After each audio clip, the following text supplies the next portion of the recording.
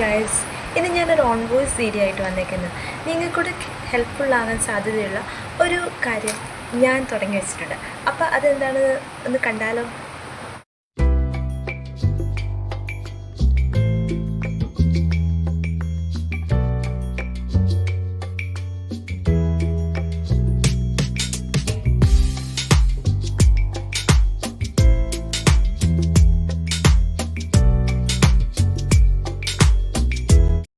അപ്പം ഇതാണ് ഗൈസ് ഞാൻ പറഞ്ഞ ആ ഹെൽപ്ഫുള്ളായ കാര്യം.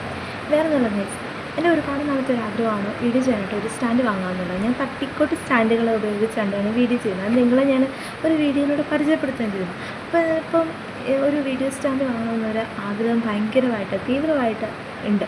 അപ്പോൾ ഞാൻ ഓർത്ത് എങ്ങനെ വാങ്ങാം, നമുക്ക് സ്വന്തമായിട്ട് എങ്ങനെയും വാങ്ങണം എന്നുള്ള ഒരാഗ്രഹത്തിൽ നിൽക്കുന്നപ്പോഴാണ് ഒരു ഐഡിയ വന്നത്. വേറെ ഒന്നുമല്ല, ഇതുപോലൊരു പെട്ടി ഞാൻ അവിടെ ഇവിടെ തപ്പി വൃത്തിയാക്കി സോപ്പൊക്കെ ഉപയോഗിച്ച് കഴുകി കൊണ്ടുവന്നത് ഇവിടെ മേശ വെച്ചിട്ടുണ്ട്. എന്തിനാണെന്നല്ല, വേറെ ഒന്നുമല്ല ഗൈസ്, നമ്മൾ അനാവശ്യ കാര്യങ്ങൾക്ക് ഒരുപാട് പൈസ ചിലവാക്കുന്നുണ്ട്.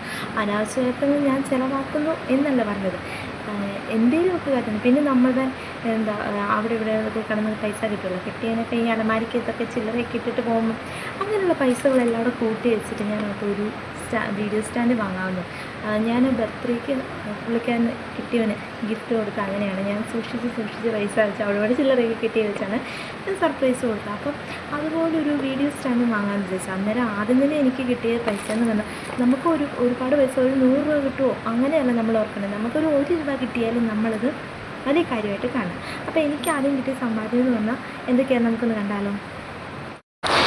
അപ്പം ഗൈസ്, എൻ്റെ ആദ്യത്തെ സമ്പാദ്യം എന്തൊക്കെയാണെന്ന് നോക്കിയാലോ? 20ൻ്റെ ഒരു തുട്ട്, 10ൻ്റെ ഒരു തുട്ട്,